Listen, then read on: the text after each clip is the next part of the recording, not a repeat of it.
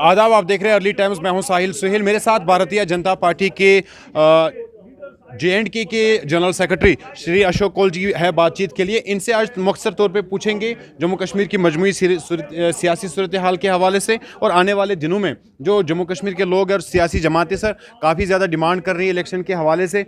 कब हो सकते हैं इलेक्शन जम्मू कश्मीर में? नहीं, चुनाव तो हम सबको पता है कि डिलिमिटेशन कमीशन का रिपोर्ट आएगा तो चुनाव उसके बाद हो जाएंगे, और 6 मार्च उसकी लास्ट डेट है और सरकार ने उसको कहा है कि एक्सटेंशन नहीं मिलेगा। और मुझे लगता है कि बहुत जल्द डिलिमिटेशन कमीशन अपनी रिपोर्ट देगी, और इलेक्शन ऑफिस ने जितना उसके बाद समय लेना होता है नए इलेक्टोरल रोल्स बनाने के लिए वो बनाएगा। और अगले साल मुझे लगता है कि अगले साल अर्ली में भी और अगले साल मिडिल में भी जम्मू कश्मीर के चुनाव होंगे, और उस चुनाव की तैयारी के लिए भारतीय जनता पार्टी ने अपनी कमर कसी है।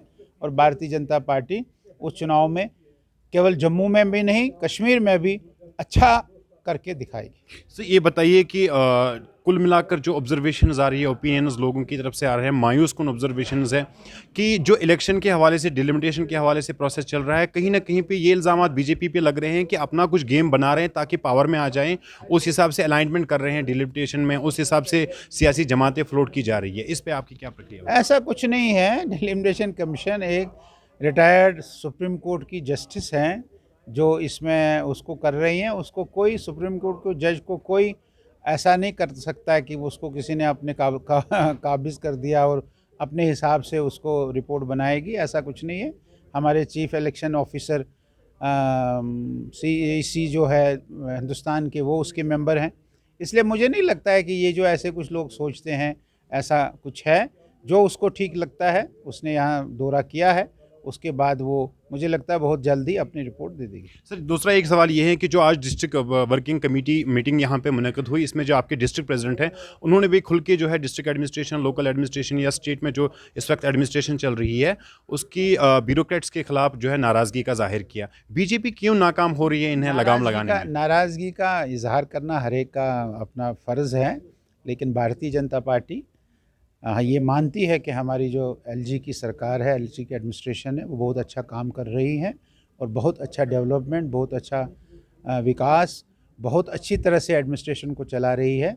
भारतीय जनता पार्टी इस मत की है। भारतीय जनता पार्टी इस मत की नहीं है कि हमारी एडमिनिस्ट्रेशन सबसे अच्छी एडमिनिस्ट्रेशन जो पिछले 70 सालों में दिखी गई है, वो पिछले कुछ दिनों में, पिछले कुछ महीनों में जो हमारे LG साहब के नेतृत्व में सरकार चल रही है, हमारे सारे एडमिनिस्ट्रेशन के लोग इसको चला रहे हैं। हम उसकी तारीफ़ करते हैं। सर आपको ये रिपोर्ट्स ग्राउंड से नहीं आ रहे हैं कि अब लोग जो है बहुत कम एडमिनिस्ट्रेटर्स के पास, डिस्ट्रिक्ट ऑफिसर्स के पास जो है जाना पसंद नहीं कर रहे हैं? थोड़ा एक गैप रहता है। जो एक इलेक्टेड रिप्रेजेंटेटिव होता है, उस इलेक्टेड रिप्रेजेंटेटिव के पास लोग जाते हैं। आज उसकी थोड़ी कमी है लोगों को कि लोग इलेक्टेड रिप्रेजेंटेटिव्स के पास नहीं जाते हैं। लेकिन जो हमारे LG साहब ने ग्रीवेंस सेल बनाई है, आपको मैं हज़ारों ऐसे उदाहरण देंगे कि जिस किसी ने भी ग्रीवेंस सेल में LG साहब के ग्रीवेंस सेल में अपना नाम डाला, अपना काम डाला, अधिकांश के काम हो गए हैं जो एक्सपेक्ट भी नहीं कर सकते हैं। इसलिए LG साहब की ग्रीवेंस सेल बहुत अच्छी चलती है, और उनके जो बाकी सारे लोग हैं जो उसकी एडमिनिस्ट्रेशन को चला रहे हैं, हम पूरा उनके साथ संतुष्ट हैं। ऐसी कोई बात नहीं है। कुछ गिले शिकवे रहते हैं किसी एक अफसर की गिले शिकवे रहते हैं, तो ऐसे गिले शिकवे रहते भी हैं और वो होने भी चाहिए, होते भी हैं। और किसी ने उन गिले शिकवों को अगर इजहार किया है, ये कोई गलत बात नहीं है, मैं उसको गलत नहीं मानता। आखिरी सवाल ये कि जो ये बताया जा रहा है, जो प्राइम मिनिस्टर मोदी ने आवाम से माफ़ी मांगी, पूरे मुल्क से माफ़ी मांगी और 3 फार्म लॉज जो है वो आप वापस कर दिए। अब जम्मू कश्मीर में जो कांग्रेस के नेता है या बाकी लोग हैं वो कह रहे हैं कि ठीक इसी तरह से 370 का जो डिसीजन है उसका रिवर्स होगा। आपका क्या स्टैंड है? ऐसा नहीं है।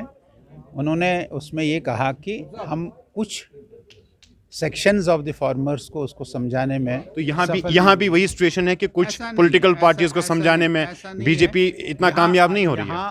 बीजेपी क्यों नहीं कामयाब है? इतना बड़ा आप देखेंगे। आपको नहीं लगता लोग नाराज है बीजेपी कोई से? नाराज नहीं है। जिन लोगों ने 70 सालों में अपने घर बनाए हैं वो नाराज, बाकी कोई नाराज नहीं। आम आदमी आज खुश है। ये जो 70 मिनिस्टर्स ने जिन्होंने जम्मू कश्मीर में टूर किया है, सब मिनिस्टरों को लोगों ने लेकिन वो गले तो सिर्फ लगाए। पहलगाम, गुलमर्ग और सोनमर्ग में ही ऐसा नहीं है, किसने कहा आपको? मैंने गांव देहात में तो अरे नहीं गए? भैया, मैंने कुलगाम में देखा, मैं कुलगाम में मिला, मैं पुलवामा में मिला, नहीं, मैं हरवन आपकी में मैं मिला। बात नहीं कर रहा हूँ। अरे भैया, मिनिस्टर के साथ मिला हूँ मैं।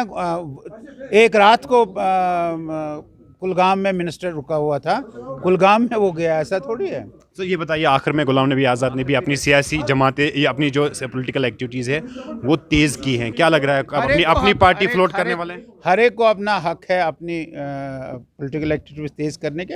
अब उनके अंदर क्या, उनके मन में क्या है, ये मैं क्या बता सकता हूँ। चलिए, आपका बहुत बहुत शुक्रिया। जम्मू कश्मीर भारतीय जनता पार्टी के UT organising secretary Shri Ashok Kaul ji हमारे साथ बात कर रहे थे, जिनका साफ कहना है कि गुलाम नबी आज़ाद के मन में क्या है वो नहीं बता सकते। साथ में जम्मू कश्मीर की आवाम 370 के डिसीजन जो 370 की मनसूखी हुई उससे काफ़ी खुश है। साहिल सुहेल, अर्ली टाइम्स, अनंतनाग।